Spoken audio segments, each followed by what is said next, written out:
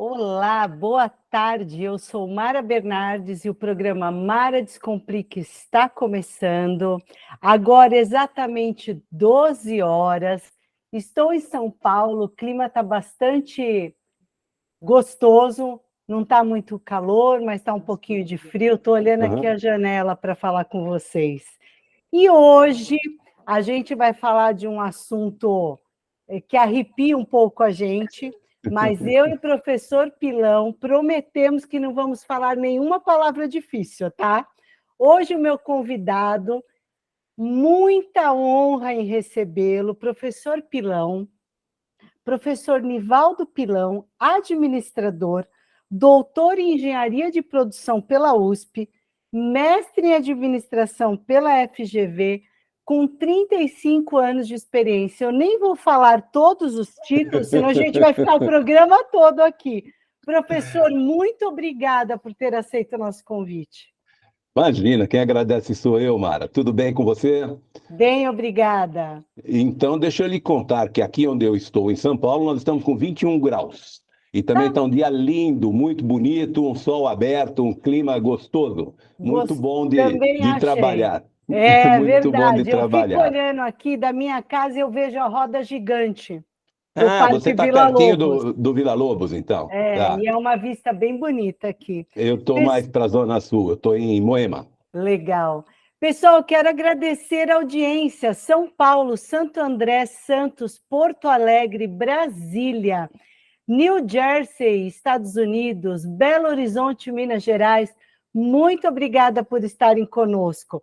Flórida entrou. Conta aí para a gente como é que está o clima.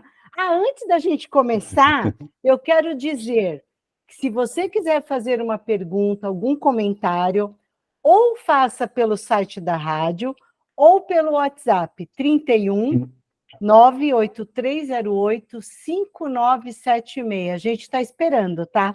Caxias do Sul, Argentina, Santa Fé. Muito obrigada, pessoal. E eu vou começar perguntando o básico, né? Na prática, como a taxa de juros influencia na nossa vida? Por que eu pergunto, professor Pilão? Porque as Pois não. pessoas falam assim: a taxa de juros sobe, desce, mas eu não tenho aplicação, não muda nada na minha vida. Não é assim, né? Pois é. Bom, antes da gente começar a conversar dessas coisas ruins, deixa eu desejar a todos que estão nos ouvindo uma boa tarde, né? Afinal de Obrigada. contas, dissemos que nós estamos com 21 graus, um dia maravilhoso, não sei o quê, já vamos começar a falar de taxa de juros, taxa de juros. Então, vamos começar com boa tarde, que é para amenizar um pouco a brincadeira, né? Olha, Exato. Mara, eu diria o seguinte, eu costumo, quando eu dou aula, eu sou professor de engenharia econômica, de matemática financeira, e quando eu dou aula, eu digo para os meus alunos o seguinte, que a engenharia econômica, a análise de investimentos é a língua do dono. O que significa isso? Significa dizer o seguinte, que o dono faz duas perguntas quando você pede para ele, posso fazer tal coisa? Ele fala assim, quanto é que custa, quanto é que volta? Exato. Essas são as duas perguntas que ele faz, ele não faz outra. Porque quem está investindo, evidentemente que, salvo as honrosas exceções, né? Pouco importa no quê. A grande verdade é que ele quer saber quanto volta daquilo que ele está pondo de dinheiro. Se é um tipo de investimento ou outro, para ele não faz diferença. E é evidente que a hora que você diz quanto é que custa, quanto é que volta, você está dizendo que entre o quanto custa e quanto volta, existe um hiato de tempo aqui no meio, né? A gente Certo. dificilmente consegue comprar alguma coisa e vender na mesma hora, ou então fazer um produto e vender na mesma hora, ou Claro. então comprar e vender na mesma hora simplesmente à vista, enfim, uma série de coisas que estão no entorno desses negócios que fazemos no dia a dia e que, claro, não importa se pessoa física ou pessoa jurídica, todos estão sujeitos. Então, quando a gente diz que existe um hiato entre a hora de entrar o dinheiro e a hora de sair o dinheiro, nós estamos dizendo o seguinte, que nesse meio tempo, esse dinheiro tem um custo. Tá. Esse dinheiro tem um custo. Não existe almoço grátis, diz o ditado. E não Certo. existe dinheiro grátis. É. Isso significa dizer o seguinte, que o que você fizer, tudo o que você fizer, qualquer coisa que você comprar, qualquer coisa que você vender, aonde você for, seguramente a taxa de juros está embutida naquele negócio que você está fazendo e seguramente ela modifica a forma como o ganho volta para quem investiu e o custo aumenta para quem comprou. Não tem jeito. É Não assim que tem, funciona. porque assim, eu vou comprar qualquer coisa, vai, uma Qualquer blusa. coisa. Uhum. Aquele empresário possivelmente precisou de crédito para fabricar. E ele vai embutir isso no custo do produto. Então, mesmo que você não tenha investimentos, ou que você não tenha, não seja devedor, é o que o professor Pilão está dizendo, está embutido em tudo, não é? É Está isso, não embutido é? em tudo. E não é simplesmente se ele precisa de financiamento, não. Mesmo que ele não precise. Sim, Porque imagina, por exemplo, que você pega e resolve fazer um negócio próprio. E que você vai usar o salão que você tem lá na sua casa, que poderia estar sendo alugado. o maior risco do mundo é ser empresário. Ah, com certeza. Né? Mas imagine que Aí você não usa, você está com aquele imóvel lá e vai usá-lo para a sua empresa. Aí você fala assim, não, eu não tenho custo de aluguel. Como você não tem custo de aluguel? Você deixou de ganhar o aluguel. Esse é o teu custo de Exato! aluguel. Então, então, mesmo que você não tenha, eventualmente, que buscar dinheiro no mercado para poder financiar o seu negócio, ainda assim está embutido dentro do teu negócio uma questão, vamos chamar de taxa de juros, embora não seja, mas funciona como uma espécie de custo do capital. E Por quê? Porque você muitos diz assim, empresários não põem o aluguel quando o imóvel é próprio, não, professor? pois é, mas eu tenho um livro sobre esse assunto que eu chamo as taxas para a gente analisar os investimentos que a gente faz, tanto pessoais como empresariais, eu chamo de TMA, taxa mínima de atratividade. Então, Tá. toda vez que você entra num negócio, você tem que tentar estabelecer qual é a sua taxa mínima de atratividade. O que é a taxa mínima de atratividade? É o mínimo que você se dispõe a ganhar para poder entrar num negócio. Por quê? Porque caso contrário eu vou para outro. Eu não fico nesse. Exato, Como, exato. como eu disse, dinheiro não tem carimbo. E se não tem carimbo, ele pode ser aplicado em qualquer coisa, inclusive no seu próprio negócio ou no negócio de outros. Né? Exato. Ou no Então, banco, ou no banco, que é negócio de outros. Do que é banco é negócio de negócio outros, é o verdade, é negócio do verdade, banco, né? é Então, verdade. quando a gente fala em termos que eu chamo, aquilo que eu chamo de TMA, taxa mínima de atratividade, a gente diz que tem três insumos que fazem parte dessa taxa. O primeiro deles é o custo de oportunidade. O que significa isso? Custo de oportunidade. É assim, ó, eu vou pegar esses 10 mil reais, 100 mil reais, 1 milhão de reais que eu tenho disponível e vou abrir um negócio. Legal. Quanto eu tenho que ganhar com esse negócio? Bom, em primeiro lugar, eu tenho que ganhar no mínimo o que eu ganharia em um outro negócio. Sim. Esse é o mínimo, porque senão, para que eu vou mudar? Vamos imaginar que você está investindo aí sei lá, numa CDI ou qualquer coisa parecida, né? Tem nome aí, essas sopinhas de letras que a gente vê no mercado para investimento. Ah, É. quanto isso rende? Ah, rende 13% ao ano. Bom, então se eu estiver abrindo um negócio que rende menos que 13%, eu sou um tonto, porque para que eu vou ganhar menos Exato. de 13 se eu posso ganhar 13, né? É, E e o as segundo, pessoas não fazem. Não, vamos não, deixar o suspense para o próximo bloco. é, Os próximos dois itens o professor Pilão vai explicar após o intervalo, ok? Pessoal, pode fica com ser. a gente. Vamos para um breve intervalo. Voltamos já já. Mara Descomplica. Voltamos.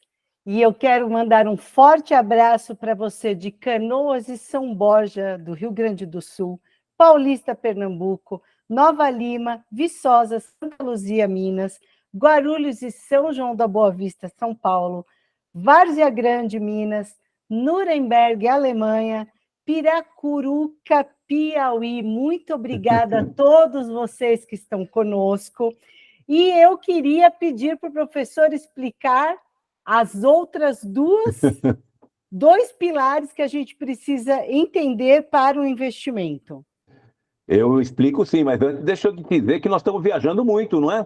Estamos, Estados Unidos, Alemanha, Alemanha, como é que é o nome no Piauí? Piracuruca. Piracuruca, eu não sei onde fica. Depois ele pede para ele dizer para a gente se é perto de De Teresina, se é longe de Teresina. Teresina, para a gente poder se situar. Que normalmente as capitais a gente tem ideia, né? Entendeu? Exato. Normalmente as capitais a gente tem ideia. Pois é, eu estava falando que quando a gente faz investimento, a gente tem que usar aquilo que eu chamo de TMA, né? De taxa mínima de atratividade. E disse que na TMA nós temos basicamente três componentes. Um deles é o custo de oportunidade, que comentei com vocês aí antes do intervalo, né? E não sei o que está acontecendo, para mim está fugindo o sinal. Não sei se você está É. me vindo e me ouvindo bem. Sim, sim. Ah, ótimo. Às Então, vezes foge. tá. Então, são três os itens que compõem a taxa mínima de atratividade. O primeiro deles, eu já falei que é o custo de oportunidade, ou seja, se eu não puser meu dinheiro nesse negócio que eu estou analisando agora, onde eu colocaria esse dinheiro, né? Porque dinheiro sempre tem um custo, invariavelmente ele tem um custo, tá? Independentemente de eu pegar financiamento. Certo. A segunda coisa que é colocado, o segundo componente que é colocado dentro dessa TMA, é o que a gente chama de risco do negócio, né? Então, eu tenho que avaliar pensando que eu tenho que ganhar um determinado percentual e que nesse percentual tem alguma coisa que eu deixo de ganhar. Então, isso tem que estar dentro do percentual que eu estou criando. E aí eu tenho que ter alguma coisa para o risco. Por exemplo, Mara, o que é mais arriscado? Pular do segundo andar de um prédio ou do 20º andar? É do 20º, né? Não, do 20º você tem certeza que morrerá. Do Ah, segundo você não tem certeza que morrerá, né? entendi, entendi. Esse é o risco. Se eu tenho certeza das variáveis que estão em torno do negócio que eu estou analisando, claro que eu posso ganhar menos. Se eu não tenho certeza das variáveis que estão no entorno desse negócio que eu estou analisando, eu tenho que ganhar mais. Eu cobro mais juros para poder entrar nesse negócio. Existe uma fórmula matemática? Não, não existe. É a percepção de quem está investindo, né? E o terceiro é a liquidez. Então, além do risco do negócio, além do custo de oportunidade, você tem que também remunerar a questão da liquidez. Se você consegue trabalhar e transformar rapidamente, se você consegue trabalhar rapidamente a questão de voltar a ter o dinheiro em suas mãos, você pode cobrar menos. Se você fizer alguma coisa que demora muito para o dinheiro voltar às suas mãos, claro que você tem que cobrar mais. Então, essas três componentes geram uma taxa, que a gente chama de taxa mínima de atratividade, tá? Então, quando a gente está fazendo um negócio, a gente tem que pensar nessas variáveis, ô Mará. Exato, exato. E eu queria engatar num assunto que todo mundo pergunta: o que é Sim. taxa Selic? O que é a taxa Selic? Bom, primeiro, deixa eu só falar uma coisa. Para mim, eu estou sumindo e entrando, sumindo e entrando, sumindo e entrando. Eu não sei se é o que está É, acontecendo com vocês, mas a voz está indo? tá tudo bem. Então tá bom. Então, pelo menos nossos ouvintes nos ouvem e conseguem Isso, acompanhar. Bom, então a taxa Selic é o que a gente chama de taxa básica de juros, né? A Selic, na verdade, ela é definida pelo Banco Central. A gente vê todos os dias, invariavelmente, o Lula reclamando da taxa de juros e do Campos Neto, que é o presidente do Banco Central, dizendo que ele não abaixa os juros, que ele não abaixa os juros, que ele não abaixa os juros. Quem abaixa os juros ou aumenta os juros não é o Roberto Campos Neto. Quem abaixa os juros ou não aumenta os juros é a questão econômica, né? Então, exato. quem diz se os juros podem ser abaixados ou não é a questão econômica. Então, quando a gente fala da taxa Selic, nós estamos falando de qual é a taxa mínima a ser praticada no mercado. E por que a taxa mínima? Porque o governo paga isso. Então, hoje, quando a gente fala que a Selic é de 13,75, o governo paga 13,75. Você vai abrir um negócio? Eu vou. Então, se ele render menos que 13,75, empresta o dinheiro para o governo. Por quê? Porque o Exato. governo te paga 13,75 e o seu risco é próximo de zero, para não dizer que é zero. Então, a Selic, na verdade, Mara, ela é a taxa que é definida pelo Banco Central com base, digamos que em quatro premissas, tá? Quatro premissas que fazem parte a hora que se faz a definição da Selic, que agora, essa semana, foi definida de novo em 13,75. A É, primeira delas é a inflação. A primeira das variáveis é a inflação. Então, à medida que aumenta a inflação, eu tenho que aumentar a taxa de juros, porque caso contrário, o que acontece? Quem vai pegar o dinheiro emprestado ou emprestar para o governo, prefere emprestar para outros porque tem maior ganho com a inflação em outro lugar. Então, o primeiro componente é a inflação, mas ele não é o único. tem Certo. outros três componentes.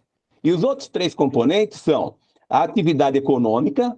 Então, como está a atividade econômica? Ela está todo vapor, ela está bem. A terceira dela é o cenário externo. Como é que está a economia no mundo? A economia no mundo está boa? Né? Se a gente for pensar nesses dois componentes, a gente vê que realmente, quando o Banco Central diz que não vai abaixar a taxa de juros nessa última reunião, ele tem razão. Por quê? Porque se nós pegarmos a atividade econômica, não está a todo vapor. E se nós pegarmos o mercado externo, o cenário externo, está ainda pior do que nós, né? Se a gente for ver, hoje nós estamos nadando de braçada frente ao mundo. Então, como é que ele vai poder abaixar a taxa de juros? Não tem como. E tem o quarto componente, e esse é diretamente culpa do governo, que é a questão das contas públicas. Então, a gente ouviu o Lula reclamar do Campos Neto o tempo todo. Só que quem faz as políticas, as políticas fiscais é ele. O que é uma política fiscal? Como eu vou gastar o dinheiro do governo? Então é ele que diz como ele vai gastar o dinheiro do governo. E a forma como ele se dispõe a gastar o dinheiro do governo não dá confiança do investidor para aplicar numa taxa menor do que os 13,75. Então esses 13,75 é essas quatro componentes: a inflação, a atividade econômica, o cenário externo e as contas públicas. Você pega as contas... Só fechando, você pega as contas públicas, por exemplo, você pega durante a transição, você teve o estouro do teto. O que é isso? Você vai explodir as contas públicas. Você pega o arcabouço fiscal, ele fala assim, você vai poder gastar todos os anos, independentemente de ter uma arrecadação maior. Você está estourando as contas públicas. Então, não dá espaço para que o Banco Central possa baixar a taxa de juros. É isso que é a Selic, o No Mara. Não sei o que próximo foi. bloco, não, Uhum. ficou claro. No próximo bloco, a gente vai entrar um pouquinho sobre essa palavra super difícil que é arcabouço fiscal. A gente vai explicar de forma simples e aí a gente vai responder uma pergunta da Edna, minha seguidora. Fica com a gente vai para um breve intervalo e voltamos já já. @Mara Descomplica. Voltamos. E eu quero agradecer demais você de Pedro II e Piripiri do Piauí, você de Flanders da Bélgica, Contagem, Minas Gerais, Recife, Cidade do México, Lagoa Santa em Minas, Sorocaba e Bragança Paulista em São Paulo. Muito obrigada, um forte abraço para vocês. E eu vou começar perguntando para o professor Pilão a pergunta da Edna, porque eu fiz uma postagem semana passada falando que a taxa de juros não vai cair, quem sabe na próxima reunião. E ela falou assim para mim, mas Mara, se a taxa de juros cair, os meus investimentos vão render menos. Fala para a gente, professor. Ô Edna, eu sinto muito, mas vão render menos, né? Vão render menos. Mas, em compensação, você tem outras vantagens, né? Para quem vive exclusivamente de juros, pode parecer ruim, mas lembra os quatro componentes que eu falei que compõem a tal da Selic, né? E a inflação, por exemplo. A inflação, a gente olha para a inflação hoje e fala assim, a inflação está ótima, está com 3,94%, está caindo, e é só o que a gente ouve o Haddad e o Lula falarem. Só que eles se esquecem que o mês de junho, esse que nós estamos, é o último mês do ano passado que teve inflação positiva. No ano passado, em junho, nós tivemos 0,67% de inflação. Daí para frente, julho, agosto, setembro, outubro, é tudo inflação negativa. E este ano nós não teremos inflação negativa. Nós teremos inflação positiva em todos estes anos. E a análise são dos 12 meses, né? Isso, e mesmo que seja pequena a taxa de inflação para os próximos meses, que deve ser exatamente em função do que foi feito durante esse último ano, né? O final do ano passado, tal. Então, o que vai acontecer é que, em função disso, as taxas estão se mantendo, porque a inflação está se mantendo e as contas públicas é que são o problema. Então, está contratado muito mais gasto por parte do governo. Isso é a conta pública. O que é que o governo está contratando? Mais gastos, mais gastos, mais gastos. Então, eu sinto muito, Edna, mas provavelmente em agosto devemos ter, sim, uma queda na Selic, e caindo a Selic deve cair as remunerações dos investimentos. Mas isso não é obrigatoriamente ruim, porque se cair, significa dizer que aqueles quatro componentes estão equilibrados. E se eles estão equilibrados, o que você ganhar de dinheiro vai valer mais. O Você vai poder de compra é O maior. poder de compra é maior. Você vai poder comprar mais coisas com o mesmo dinheiro. E a É, inflação você compra menos coisas com o mesmo dinheiro, né? A gente sabe exatamente o que é isso porque nós vamos ao supermercado, né, Mara? Então, exato. então, como a gente vai ao supermercado, a gente entende exatamente o que significa isso. Você vai lá e vai comprar lá uma lata de leitinho, custa. Não sei quanto custa o leitinho, tá? Também não sei. R$ 10, R$ 10. Aí você vai no mês seguinte, está R$ 10,50. Significa dizer que ele aumentou 0,5%. Se tiver estável, você vai no mês que vem, R$ 10 de novo. Você vai no outro, R$ 10 de novo. Então, mesmo que você não ganhe 13,75 de juros, como as coisas não aumentam, proporcionalmente fica igual ou até melhor. Até Exato. melhor. Então, em termos de ganho de investimento, sim, provavelmente será É, menor se você continuar com investimentos em tipos de investimentos com pequeno risco, né? Quanto menor exato. o risco, menor é o retorno, dizem os financistas. E isso é a pura Exato. verdade. É verdade. Pessoal, para quem ainda não me segue, por favor, vai lá, @Mara Descomplica, e o professor Pilão é @Prof. Pilão, né? O Pode seu ser, pode Insta. ser, pode Pode ser. ser. Eu quero aproveitar e perguntar Uhum. para o senhor sobre o arcabouço fiscal. A gente tem aí 5 minutos para falar sobre isso. Aí, eu vou te contar, eles não conseguiram falar desde o ano passado, né? Que dirá, Então, é, é, mas o que que, que é que dirá em 5 minutos, arcabouço? mas vamos É, lá. mas o que que é arcabouço? Arcabouço é a estrutura. O nosso arcabouço ósseo são as nossas pernas, a nossa coluna vertebral. E o arcabouço fiscal é exatamente isso. O que é fiscal? Fiscal são gastos do governo e receitas do governo. Isso é Tá. fiscal. Quando a gente fala de monetário, é a taxa de juros. O monetário é Banco Central. O arcabouço é governo. Tá? Tá. Então, quando a gente fala que o arcabouço fiscal ele está contratando mais gastos, que é o quarto componente lá da nossa inflação, da nossa Selic, né? Que são as contas públicas, é porque o governo está dizendo o seguinte: o que é o arcabouço fiscal?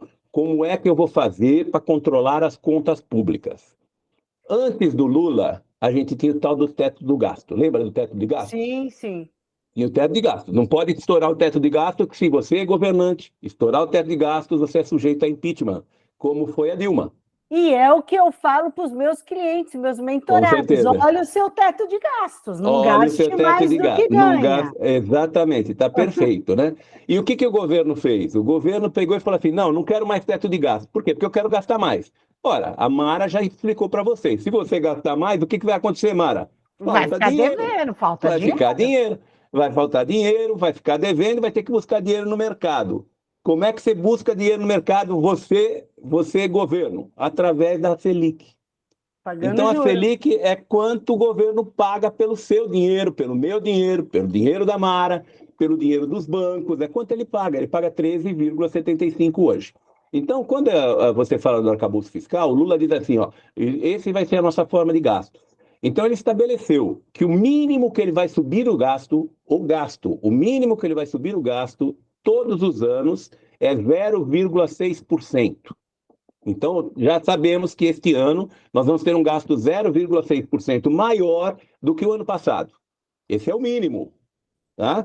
Agora, o máximo pode ser 2,5% acima do que teve no ano passado. Então, esse arcabouço fiscal está dizendo assim: ó, eu vou gastar mais sim. Ora, a hora que o governo fala, eu vou gastar mais sim, quem é o mercado fala assim: então quero mais juros para te dar dinheiro. Claro, porque aumenta o risco, né? Aquela Aumenta o história, risco, risco e exatamente. retorno. Exatamente. E quando a gente fala do arcabouço fiscal, e já passou na Câmara, né? Foi para o Senado. E o Senado tirou do teto fiscal, né? Do teto fiscal não, do arcabouço fiscal, tirou o Fundeb, que é coisa mais nobre do que tirar o gasto com a educação. Gasto da educação não precisa ficar nos gastos do governo. Excelente, É. tem que dar educação para o povo mesmo, que é só isso que vai fazer o Brasil crescer. Ah, gasto com saúde também não precisa. Gasto com ciência e tecnologia também. Excelente, ninguém é Haja contra. dinheiro, né? Isso. Então, o que o Senado fez? Falou assim: estes custos aqui não fazem parte do arcabouço. Estes custos podem ser gastos e não faz parte do 0,6 ou do 2,5. Então, quando ele Continua, fala então não tem teto, né? não tem teto, não, mais ainda, funciona da seguinte maneira, como diz a Mara para vocês, ó, se você ganha R$ 100 e não dá para pagar as contas, então você vai ter que contratar empréstimo em algum canto para poder pagar, ou fique inadimplente. E o governo está dizendo o seguinte: olha, como eu não tenho como encaixar o que eu quero de gasto nesses R$ 100, o que eu vou fazer? Bom, já que não cabe, então eu vou fazer o seguinte: eu vou tirar o aluguel. Ah, eu vou tirar o aluguel, Fundeb. Ah, eu vou tirar a escola dos meninos, custo da enfermagem. Ah, eu vou tirar o supermercado É. E das quem suas paga contas do isso mês. tudo, E né? quem vai pagar isso? E não, a conta Então, não fecha, não né? fecha, não adianta que ela não fecha. A hora que você tira, fica confortável para o governo poder gastar mais, mas isso a longo prazo vai gerar mais inflação, e mais inflação vai gerar maior taxa de juros. Essa é a brincadeira, né? Próximo bloco, gente, professor Pilão vai falar sobre expectativas de inflação e de mercado. Fica com a gente volta já já. Mara Descomplica. O programa Mara Descomplica voltou e eu, Mara Bernardes e professor Pilão, queremos agradecer você de Betim, de Ponta Gorda, Estados Unidos, Ilhéus, Bahia. Muito obrigada a todos vocês. E eu quero, no último bloco, óbvio, perguntar para o professor qual a expectativa de inflação, de taxa de juros, de atividade econômica para o Brasil.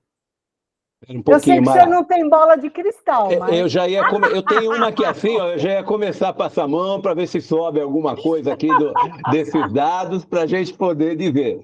Mas a expectativa da inflação, taxa de juros e essas coisas não é muito diferente do que está hoje, não, tá? tá, Já está precificado, por exemplo, uma redução da taxa de juros em 0,25 para a próxima reunião no Copom, no mínimo. O que significa isso? Significa que antes do governo, antes do Banco Central decidir se reduz ou não reduz Selic, essa coisa toda, o mercado já vai se adaptando a uma possível nova situação.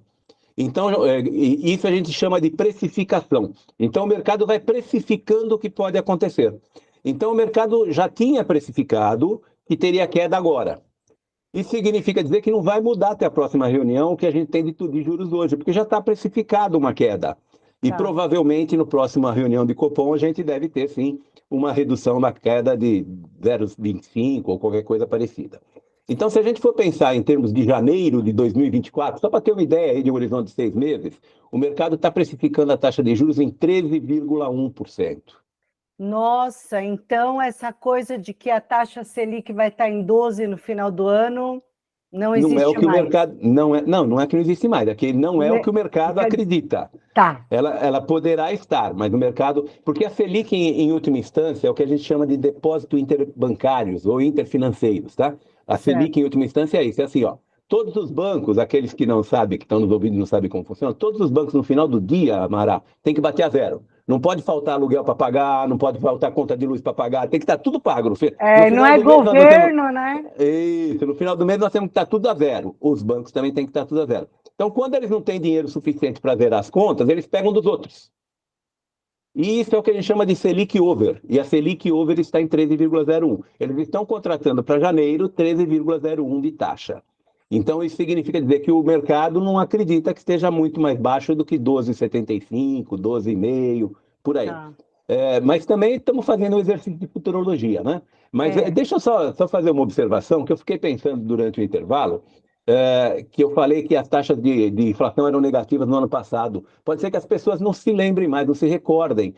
No ano passado, o Bolsonaro ele tirou imposto de gasolina, tirou uma série de impostos para conseguir reduzir a inflação. E ele reduziu. Nós tivemos 3 meses em seguida de inflação negativa, ou seja, o dinheiro, ao invés de desvalorizar, valorizou.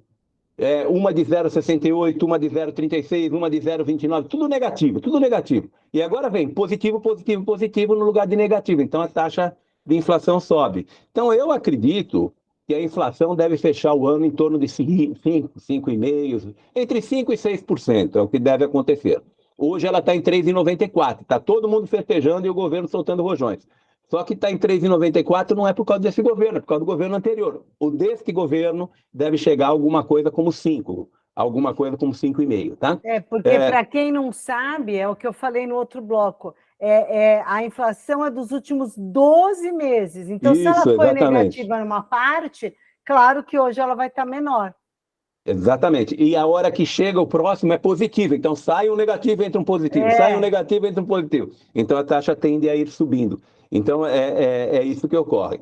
Mas essa taxa Selic também a gente tem muito pensar, a gente pensa muito na Selic, né? Porque a gente ouve muito o governo reclamar dela. A reclamação do governo, pessoal, aqueles que nos ouvem, de verdade mesmo, só tem um objetivo: justificar que eles não estão conseguindo fazer o que precisa ser feito, tá? Então, como ele tem que justificar, ele reclama do Banco Central que não abaixa a taxa de juros. Ah, mas não daria para baixar? Olha para esses 4 componentes que eu te falei: inflação, Então, cenário externo, atividade atividade econômica. econômica e contas públicas. Se você olhar para essas coisas, você vê que não dá para mexer. Né? E ele fica falando, ele não mexe, não mexe. Ele não mexe enquanto vocês não fizerem a parte de vocês. Essa que é a regra. É por isso que ele tem autonomia, né? Que é para poder Exato, contrapor o governo. E exato. se a gente for pensar em termos de financiamento, Mara, esses 3,75 ao ano é uma maravilha. Porque se você pegar e ficar com o seu cheque especial negativo, seu cartão de crédito, se você cair, 400%. se você cair no rotativo, no mês passado deu 447%, se eu não me engano, alguma coisa parecida. Sim. 447% ao ano. Imagina se você pudesse pagar 13 ao invés de 447, ou seja, os 13,75 que eles ficam reclamando, não é o que sustenta a economia. O que sustenta a economia são as taxas que são cobradas pelo mercado. Quando a gente fala de 447%, Mara, nós estamos falando de quase, acho que dá um pouquinho mais até do que 14% ao mês. Que Se você deixar era a bem. última vez que eu olhei, era a segunda maior taxa do mundo. Pois é, se você deixar no rotativo o cartão de crédito, em um mês você paga o que você estiver ganhando em um ano na sua aplicação. Portanto, nunca deixe negativo o seu cartão de crédito, pelo amor de Se Deus, né? você ficar devendo R$ 1.000 no cartão, em 12 meses virou 5 mil. Ah, vira, com certeza vira, porque são 400%, né? Então vira assim. Se bem que você pode financiar o débito, né? E aí a taxa cai para valores muito mais módicos, como 7% ao mês, né? Exato, barato, né? É barato, Eu sou barato. da filosofia assim, eu fiz um post até semana passada. Para você ter cartão de crédito, você precisa ter maturidade, porque o cartão ele é para ser pago, não é só passar na maquininha. E é Eu isso que lembro, as pessoas esquecem, elas vão passando o cartão e depois, seja lá o que for a fatura. eu lembro de um sobrinho, o nome dele é Vitor. Ele falava assim: mas tio, pega uma folhinha dessa aí do bloquinho e compra. Que Era o era o cheque, cheque. na época era cheque, né? Pega uma folhinha dessas do banco. Vamos comprar. Não tem dinheiro, filhote, não dá para comprar, tá? Não, pega uma folhinha aí do banquinho, é isso. Então Então, não a é gente assim, né? está dando risada, professor, mas tem adultos que se comportam dessa forma. Muitos, muitos. E aí é que eles entram No na dívida em endividamento, na espiral e que não conseguem mais inadimplência. sair. Mas é Exato. isso, Mara. Não dá para a gente dizer o que vai acontecer, mas eu acredito que alguma coisa em torno de entre 12,5%, mais ou menos, Selic, entre 12,5% e 13%, não vai ser muito menos do que isso, não. E a Legal, inflação deve ficar entre 5% e 6%, alguma coisa em torno de 5,25%, 5,5%. legal. Lembrando que o nosso objetivo é 3, né? Nosso objetivo é 3. Nossa meta é 3. É 3. Mas Pessoal, é isso. pessoal, quero agradecer o professor Pilão, daria para fazer 4 horas aqui de programa com ele. Professor, obrigada, nosso programa está chegando ao fim. Imagina, foi um prazer. Eu espero que tenha sido útil, né, para aqueles que nos Com ouvem. certeza. Procurei falar em português ao invés de falar em economês. Exato. Eu espero que tenha sido compreendido por aqueles que nos ouvem. Um grande abraço a todos. Muito obrigado por terem nos aturado até agora, falando dessas coisas chatas, né, Mara? Exato, que eu amo. Nós, né? Somos dois, somos dois. Obrigada, pessoal. Até terça-feira que vem, meio-dia estarei aqui. Muito obrigada. @Mara Descomplica.